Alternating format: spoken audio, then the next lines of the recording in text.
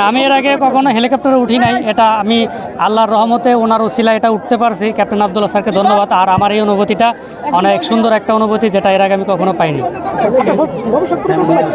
আমার ভবিষ্যৎ পরিকল্পনা, আমি এই কাজটাকে আরও অগ্রসর করতে চাই, এটাকে আরও প্রসারিত করে দেশের জন্য কাজে লাগাতে চাই। ভালো লাগবে না, আমার ছেলে এরম যোগ্যতা আল্লাহ বানাইছে, লেখাপড়ি করাতে পারি নাই।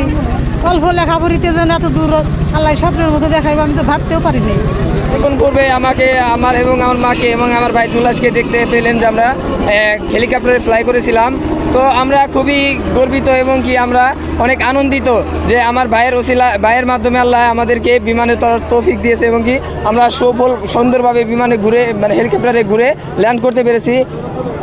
তো আপনাদের সকলকে ধন্যবাদ যে আপনারা আমাদেরকে এতটা ভালোবাসা এবং কি প্রশংসা এবং কি আমাদের নিয়ে গর্ববোধ করছেন যে আপনারা যে বাংলাদেশে আমরাই আমার ভাই প্রথম যে প্লেন বানিয়েছে এবং কি তার মাধ্যমে আমি পরিবারের কয়েকজন সদস্য আর কি আমরা হেলিকপ্টারে ফ্লাই করেছি।